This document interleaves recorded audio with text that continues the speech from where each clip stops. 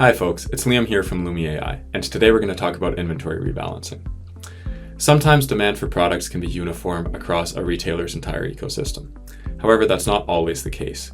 Often demand for products can vary quite considerably across different regions or locations, leading to instances of localized excess inventory accumulation, which can be difficult to spot on typical high-level inventory monitoring dashboards. So today I'm going to show you how you can use Lumi to quickly and easily identify these instances of localized excess inventory accumulation and figure out how best to resolve them. So let's get into it. So you can start with a very simple question, just asking for localized instances of excess inventory accumulation.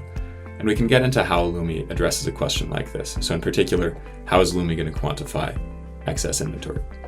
To answer that, we can expand this isolated context block and take a look here and see that Lumi has chosen to pull in a definition from its semantic layer for excess inventory. So this is a definition that we've provided in the configuration of the knowledge base that Lumi is using for this query.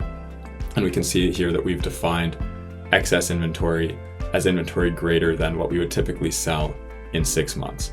And we figure out what we would typically sell in 6 months based on our average monthly sales across the last 12 months. So with that definition in mind, Lumi goes ahead and generates a SQL query and executes it. We can see these results are exactly what we've asked for. We have item location pairs, we have the quantity on hand of the item at the location, we have the average monthly sales of that item at that location, and we have the excess threshold. And we can see that our stock units are in all of these cases much, much greater than our excess threshold. So these are definitely instances of localized excess inventory. So in one question, we've answered our initial need here of finding those localized instances of excess inventory accumulation. But now let's figure out if we can resolve them. So with a follow-up prompt, I ask if there are locations that can absorb that excess inventory. So locations with greater demand for these products than what we're seeing at these locations with the excess inventory problems. And when we ask that, we see that Lumi comes back now with lists of locations with higher demand for these products. So that's great. It's a great step in the right direction. We're not quite done though, because we want to make sure that we're not going to be producing excess inventory situations at those locations. So we can follow up with another question, just making sure that Lumi is taking that into account.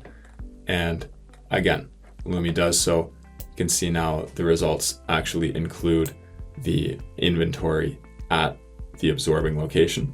It also includes a stock projection. And so this now gives us a list of potential absorbing locations that we can use to inform inventory rebalancing efforts.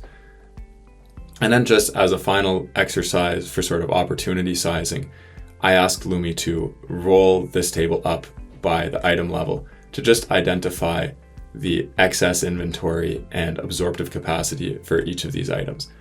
And Lumi's given me that as well, so we can use this to kind of inform whether or not the tactical approaches kind of recommended here are worthwhile.